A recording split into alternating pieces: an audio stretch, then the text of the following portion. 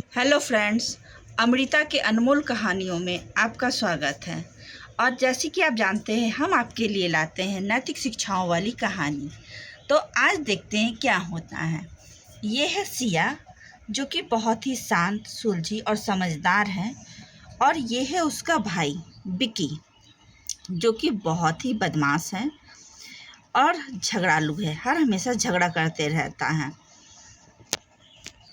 सिया के mummy papa कुछ साल पहले ही सड़क दुर्घटना पे मारे गए थे। उसके बाद से घर की सारी जिम्मेदारी सिया पे आ गई। सिया एक स्कूल टीचर है और घर में बच्चों को भी पढ़ाती है। विकी आए दिन मारपीट करते रहता है, झगड़ा करते रहता है, जिसके कारण सिया को परेशानी होती है। हर हमेशा कोई ना कोई आके शिकायत करते ही रहते हैं। देख विकी, इस तरह से सबसे झगड़ा करना अच्छी बात नहीं है, और तुम्हारे इस झगड़े के कारण मुझे कितने परेशानियां होती है। मैं झगड़ा नहीं करता हूँ, झगड़ा वो लोग शुरू करते हैं। ऐसा ही बिक्की टिक्की बोलते रहते हैं, तो गुस्सा नहीं आएगा? देख भाई, लोग तो कुछ भी कहते ही रहेंगे। तू जिस दिन गुस्साना छोड़ देगा ना, लोग तुझसे चिढ़ाना भी बंद कर देंगे। भाई, अपने गुस्सा पे कंट्रोल करो, और इस तरह हमेशा झगड़ा करना अच्छी बात नहीं है। हमारे मम्मी पापा के जितना नाम था, तुम्हारे कारण सब बर्बाद होए जा रहा है। भाई समझदार बन, मुझसे नहीं होगा ये सब। कोई मुझे कुछ कहता रहे और मैं चुप रहूं। मैं जा रहा हूं बाहर। भाई लेकिन आज किसी से झगड़ा मत करना। कोई मुझे कुछ नहीं कहेगा तो मैं भी झगड़ा नहीं करूँगा। बाय बाय दीदी। और ये कह के बिक्की वहाँ से चला जाता है। इस तरह ट्यूशन पढ़ने के लिए छोटी छोटी बच्चियाँ आ जाती हैं। आज पता है क्या मिला है होमवर्क? याद है ना? हाँ, हमको याद है। 5 फ्रूट्स नाम मिला है लिखने के लिए। हाँ, हमको भी मिला है, सभी को मिला है 5 फ्रूट्स, लेकिन हमको तो आता ही नहीं है 5 फ्रूट्स ने हम क्या लिखेंगे। सिया दीदी आ रही है तो उनसे पूछ लूँगी। अरे बच्चों, आ गए? हाँ दीदी, हम लोग आ गए हैं। आज क्या मिला है होमवर्क? दीदी आज मैं बोलूँगी। आज दीदी 5 फ्रूट्स नाम मिले हैं, लेकिन मुझे याद ही नहीं है। अच्छा, कोई बात नहीं, मैं फटाफट सबको लिखवा दूँगी। दीदी, मैंने तो 5 फ्रूट्स नाम लिख लिया है। अरे वाह, भोली तो बहुत ही अच्छी बच्ची है, लिख ली है। चलो दिखाओ तो क्या लिखी हो। हाँ दीदी, अभी लेकर आ रही हूँ। ये देखिए दीदी, मैंने लिख लिया। ये क्या है? ये क्या है बेटा? मैम, ये है 5 फ्रूट्स। ये 5 फ्रूट कैसे है बेटा? बताओ तो ज़रा। ये है फ्रूट के पापा, ये एप्पल के पापा, ये एप्पल की मम्मी, ये एप्पल के भैया, और ये एप्पल की दीदी, और ये खुद एप्पल। हो गया ना 5 एप्पल, 5 फ्रूट हो गए हैं। वाह बेटा, इतना दिमाग लगाने की ज़रूरत नहीं है। जितना हम समझा देते हैं उतने ही समझ लिया करो। यहाँ 5 फ्रूट्स नाम लिखने बोला है बेटा, एप्पल का खानदान नहीं पूछा है। चलो मैं जो बताती हूँ वही लिखो। एप्पल, बनाना, कोकोनट, मैंगो, पाइनएप्पल। सिया दीदी, ये देखिए, ये क्या लिखी है? देखिए, क्या लिखी हो बेटा? ये क्या है बेटा? एप्पल तो ठीक है, ये बनाना है। म्यूजिक नहीं बनाना है, नाना ना ना ना ना ना। ये इतना नाना नहीं है, सिर्फ 2 नाना है, NANA बस। आज इतना ही बस, ठीक है? अब कल पढ़ने आना, ठीक है? बाय। और अभी हम चले खाना बनाने, ठीक है? और ठीक से तुम लोग जाना। बाय बेटा। बाय दीदी। बाय दीदी। बाय दीदी। और बच्चे अपने घर चले जाते हैं। मैं भी जल्दी से खाना बना लेती हूँ, मुझे भी बहुत लेट हो गया है। सिया खाना बनाने लगती है और तभी सिया बेटी, सिया बेटी, अरे कहाँ हो सिया बेटी? बसंती काकी, ये तो बसंती काकी का आवाज़ है। आ रही हो काकी? अरे काकी आइए, आइए, बैठी बैठी। मैं बैठने नहीं आई हूँ, मैं शिकायत करने आई हूँ। शिकायत? क्या हुआ काकी? तुम्हारा भाई मेरे बेटे का सर फोड़ दिया है। देखो ये अच्छा काम नहीं हो रहा है। आए दिन जब देखो मारपीट करते रहता है। अरे थोड़ा सा हंसी मजाक क्या कर दिया, उस तो सर ही फोड़ दिया है। इस तरह करने से कभी न कभी वो बहुत बड़ी मुसीबत में फंस जाएगा। ये देखो मेरे बेटे का कैसे सर फोड़ दिया है। अरे बचवा होने का है खड़ा है, यहाँ आओ। आ, आ, ये देख बिटिया कैसे सर फोड़ दिया है। यही स्वभाव रहा तो किसी दिन बड़े मुसीबत में फंसेगा और उस दिन कोई उसको देखने नहीं आएगा। समझा देना अपने भाई को। चल बिटवा, देखो तो कैसे चोट लग गया है, सर फोड़ दिया है। हाँ, इतना भी गुस्सा अच्छा नहीं होता है। इसका शिकायत सुन सुन कर तंग आ चुकी हूँ मैं। कभी भी समझता नहीं है। सही तो काकी कह रही थी, अगर कभी कोई मुसीबत में फंस गया तो कोई उसकी मदद नहीं करेगा। समझा समझा के थक गई हूँ। आने दो तब उससे बताती हूँ। और तभी उधर से विक्की आता है। दीदी, दीदी, दीदी, मुझे बहुत भूख लगी है, खाना बन गया है क्या? हाँ हाँ, भूख तो लगी होगी, बहुत काम करके जो आए हो, बहुत थक गए होगे।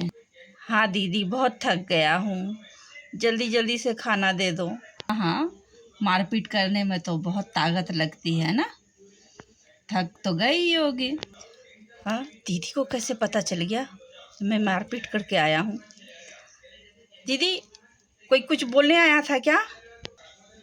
नहीं, तुम्हारे बारे में थोड़ी ना कोई कुछ को बोलता है। पूरा गांव तुम्हारा गुणगान करता है, जो तुम्हारा भाई कितना अच्छा है। तुम्हारे इस रोज रोज के हरकतों से तंग आ चुकी हूँ। अभी भी बसंती काकी आई थी और तुमने उनके बेटे का सर फोड़ दिया। कब सुधरोगे तुम? उसे तो मैं कल बताता हूँ। मेरे घर शिकायत करने आया है दीदी से। कुछ देर बैठो, खाना बनने ही वाला है। दीदी, ठीक है दीदी, तब तक मैं बाहर से घूम के आता हूँ। और बार बार बोल रही हूँ, किसी से लड़ाई झगड़ा मत करना और जल्दी आओ, खाना बन गया है। ठीक है दीदी। और ये कह के फिर से विक्की वहाँ से चला जाता है। और विक्की को गए काफ़ी देर हो गया है, अभी तक आया क्यों नहीं है? पता नहीं कहाँ चला गया है। मुझे बहुत चिंता हो रही है। सिया इंतज़ार कर ही रही थी और विक्की उधर से कुछ देर के बाद आह आह, ये क्या? विक्की तो पूरा लहूलुहान है। आह आह, ये क्या हुआ मेरे भाई? ये कैसे हो गया? बसंती काकी का बेटा 10-12 गुंडों से मुझे पिटवा दिया और पूरा मेरा सर हाथ सब तोड़ दिया। वहाँ पे गांव के कोई नहीं थे क्या? हाँ दीदी, सब कोई थे पर कोई बचाने नहीं आया। चलो भाई, मैं तुझे डॉक्टर के पास लेके जाती हूँ। कुछ नहीं होगा तुझे, सब ठीक हो जाएगा। इस तरह सिया अपने भाई को डॉक्टर के पास लेके चली जाती है। A few moments later. दिनों के बाद जब उसका भाई ठीक हो जाता है तब। दीदी कहाँ चली गई थी? मैं थोड़ा मार्केट गई थी भाई। और यह हाथों में क्या है? ये कील है मेरे भाई। कील क्या होगा दीदी? देख भाई, जब तुझे ज़्यादा गुस्सा आए तो इस कील को इस टेबल पे लगा देना। जब भी किसी पे भी गुस्सा आए तो ये कील लेके इस टेबल पे तुम लगाते चला जाना, ठीक है? लेकिन बाहर किसी पे गुस्सा नहीं करेगा। ठीक है दीदी। दीदी ने कहा है जब गुस्सा आए तो कील लगा देना। मुझे तो बसंती काकी के बेटे पे बहुत गुस्सा आ रहा है। ठीक है, उसके नाम से एक कील लगा ही देता हूँ। ये लग गया कील।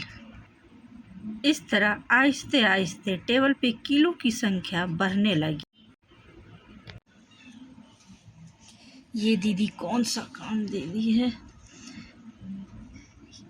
कील लगाते लगाते थक गया हूँ मैं। इससे अच्छा होता कि मैं गुस्सा ही छोड़ देता हूँ। गुस्सा होने से ज़्यादा मुश्किल है कील लगाना। कील लगाते लगाते मेरे हाथों में भी दर्द हो गया है और ये टेबल भी भर गया है। इससे अच्छा है कि मैं खुद पे ही कंट्रोल कर लेता हूँ। और इस तरह विक्की अपने गुस्से को कंट्रोल करना सीख जाता है। और तभी, अरे वाह विक्की, अब कील लगाना बंद हो गया है। क्यों, अब गुस्से पे कंट्रोल करना सीख गए हो क्या?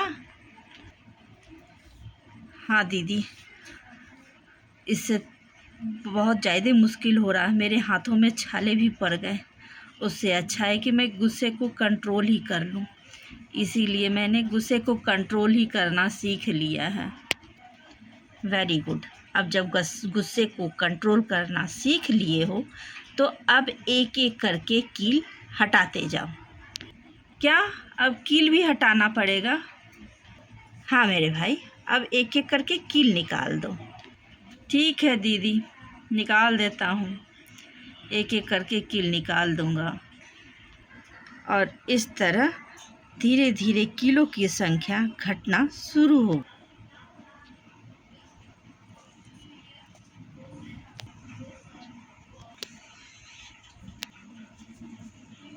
और घटते घटते एक दिन सारे कील निकल। अरे वाह, सारे कील निकल गए। इसका मतलब तुमने गुस्से को कंट्रोल करना सीख लिया है। वाह मेरे भाई, तुमने बहुत ही अच्छा किया जो गुस्से को कंट्रोल करना सीख गए।